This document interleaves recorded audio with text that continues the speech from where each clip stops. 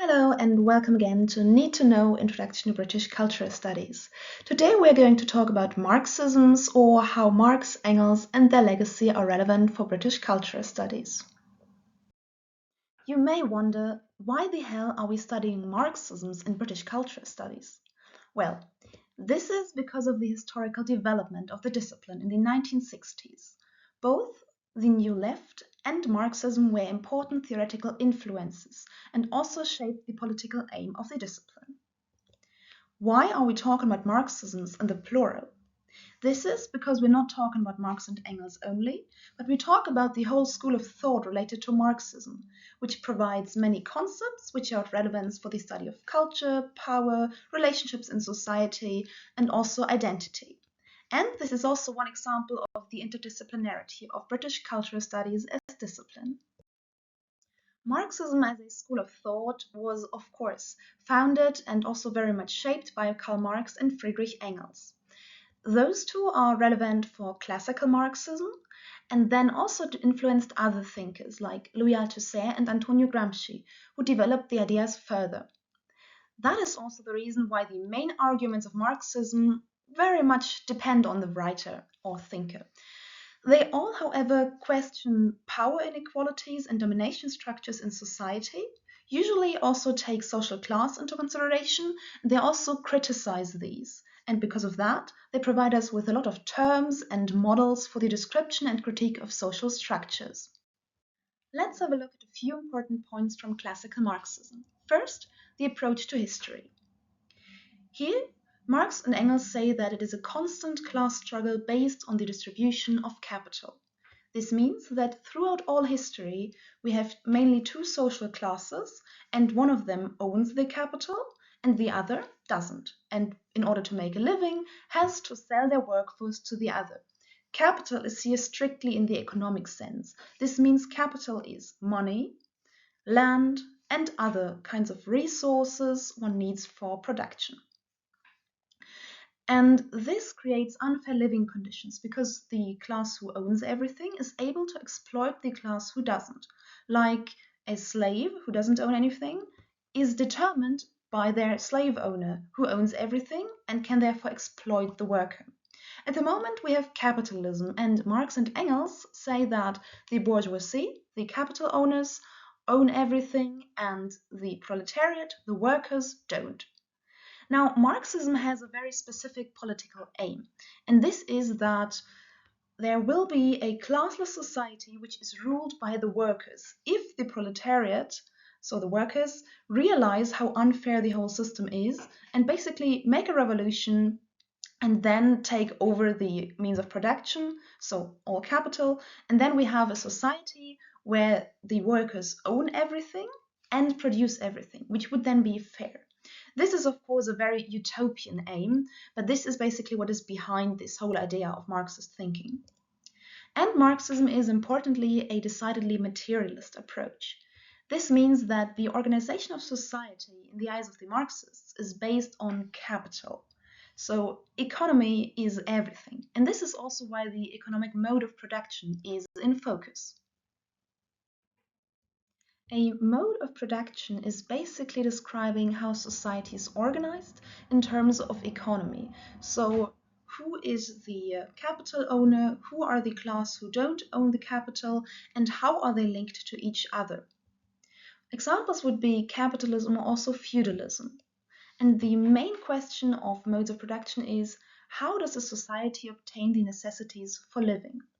It is shaped by mainly two aspects: the means or forces of production and the relations of production. The first, means or forces of production, are money, raw material, factories, resources, so basically everything that falls under capital. The relations of production are how people are linked to each other based on the distribution of this capital. So what institutions do we have in society, and how is this structure legitimized?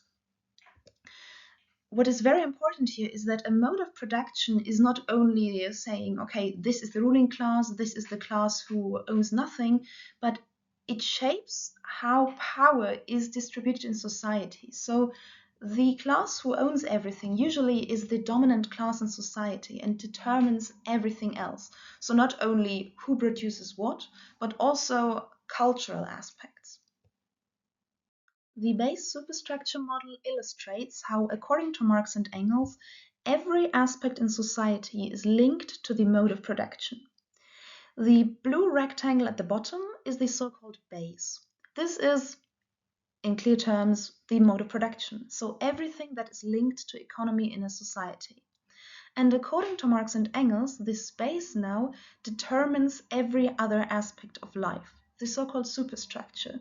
So all the aspects of life you can see in the list in the red rectangle at the top, which is the superstructure. And as you can read, this is really every aspect of life. So whatever happens in society can be linked back to the mode of production. What also is important here is that the superstructure not only is a reflection of what happens in the base, but also legitimates this base. This means that education, for example, what you learn at school, would then directly shape your thinking in a way that makes you feel like, yes, this mode of production is correct. This is what should happen. This is how society works. And so the superstructure, in a way, derives from the base. So the base is responsible for everything that happens in superstructure, but on the other hand also helps to maintain this certain base, so keeps the structures of economy in place.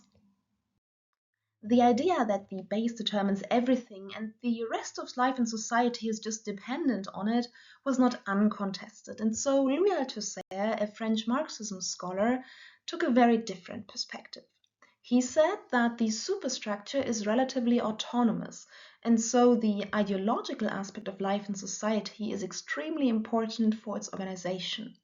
He also coined other important concepts. Ideology is a key concept in cultural studies, and it basically is the logic behind the practices of a society.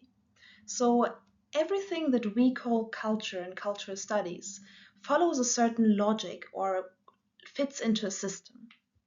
Let me use that example of World War II in the UK to illustrate what this means. In World War II, you had certain practices in the society. The army, there were precautions, for example, the cities were at night all dark because the lights had to be switched off and cars couldn't have their indicators, but really everything was supposed to be as dark as possible. You had bunkers and other safety measures, and you had military productions in the factories, there were air raids. So basically, you had certain living conditions, certain practices, and the people participated in that. And this was because all the people in the UK had a shared reason to participate. It was wartime and there was an enemy, and because of that, all these practices could be conducted as a society. And this reason was distributed in media, so a certain common sense was established through how the war was reported on in the media, through what were people told to do.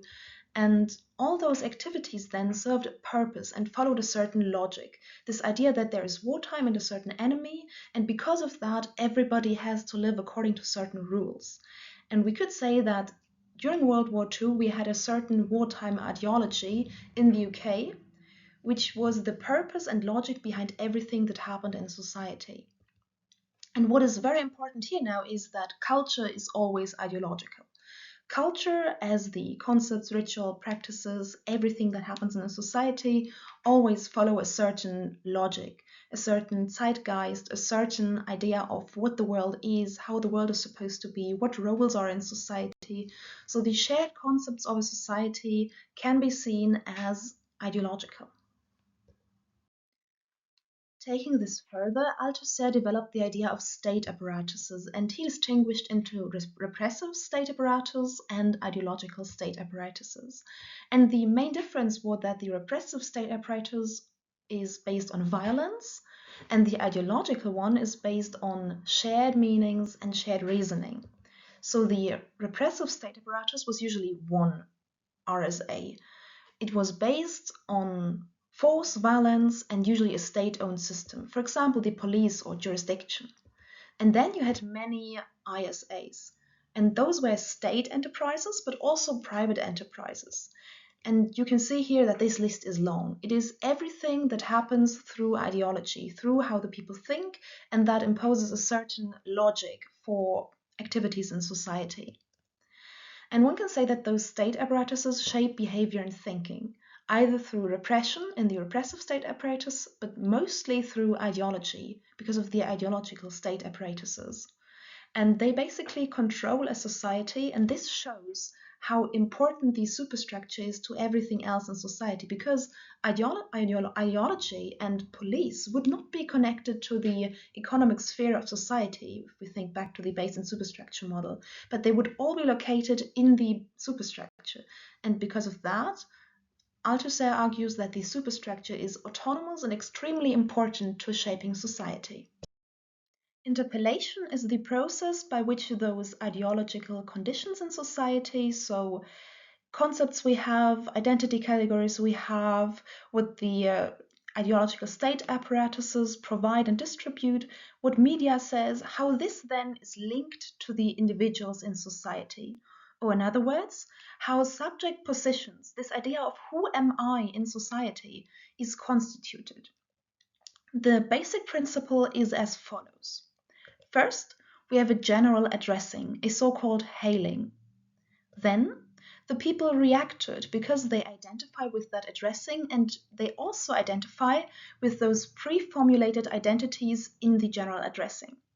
Let me give you an example. It's from Julius Caesar by William Shakespeare, and Mark Antony in a famous speech addresses the people in front of him by "Friends, Romans, countrymen, lend me your ears." So basically what he says is not a certain name or some kind of identity that a singular person has, but he uses these three general categories: friends, Romans, and countrymen. And the people react to it because they identify as Romans and countrymen, and they also in a way identify as his friends, as the people who stand friendly to him. And so he uses these three categories in order to define what the people are to him, and they react. And because of that, they identify with these categories. Other examples would, for example, be the addressing of a school class. Hello, pupils. Hello, boys and girls. Hello, whatever. We have a certain identity which is formulated in a general addressing, and individual people react because they feel addressed by it. And then an example which we will really stumble upon very often in British cultural studies is advertisement. Let's now apply what we just talked about and illustrate again how interpellation works by these two advertisement examples. The posters are for some kind of high protein and fat-free milk, and the caption below the pictures reads, "Real nutrition when you need it." This now would be an address or the hailing, and it addresses an unspecified you. So basically everybody who reads this poster could be that you and could be addressed by it. There's also the specification that this product is for real men, and we get a very, very clear image of who those real men could be. So the visual images say that these real men are very strong, that they are heroic, that they are very sportive, and can do tasks which require a lot of physical strength, just with one hand in both cases. And we also see in the right-hand picture that there is a father portrayed. So this is also something that in a way belongs to the category of real men. And so we have a certain idea of what is this product supposed to do to you? It makes you a real man. And also it is addressed to an unspecified you. And now people buy the product because they identify with the image or images which are shown. And this is basically how interpellation works to produce identities in society. These two real men, which we just saw in the advertisement, portray one category of masculinity which we call hegemonic masculinity. Hegemony is a concept by Antonio Gramsci and another perspective on domination in society. And it says that there is dominance of one group in society over others by consent, not by forceful oppression and violence, but by the agreement on a shared ideology as the basis for this dominance. Gramsci calls it intellectual and moral leadership. And basically, one dominant group is able to sell their interest as the best for all, and because everybody thinks that what they do is best for everybody, they are able to rule society. We can illustrate that if we think about elections and the political parties. When there is an election, then every political party tells the people, vote for us because what we do is the best for everybody, and so we should rule society. And in the end, usually one or multiple parties get elected and are able to rule society because everybody thinks what they do is best. It is, of course, not that easy that at some point someone says, I want the best for all, then gets the power and then stays in power forever and ever. Because there is the active production of culture. People constantly produce and reproduce meaning, negotiate meaning, and also by that change what happens in society. And because of that, there is constantly, in a way, resistance against this dominance by one group. It can always change. And because of that, of course, the dominant group tries to incorporate everything that happens in society. They try to stay up to date in the zeitgeist. If something new happens in society, they try to incorporate it. They try to deal with it, and they try to find strategies to use this in their interest in order to stay in power. And if there's a crisis, it can well be that repression is used to contain resistance and to work against it so that this group can stay in power. For example, if some people in society don't live according to the rules, then they can be persecuted by the police and be put into prison. So basically, hegemony usually works by consent, but can use repression to maintain this power and then, however, asserts this intellectual and moral leadership again. With that, I want to say thank you very much for listening and see you next time. Here you can see my sources, and should there be anything that is still unclear, you're very welcome to write a comment and I can try to explain it again.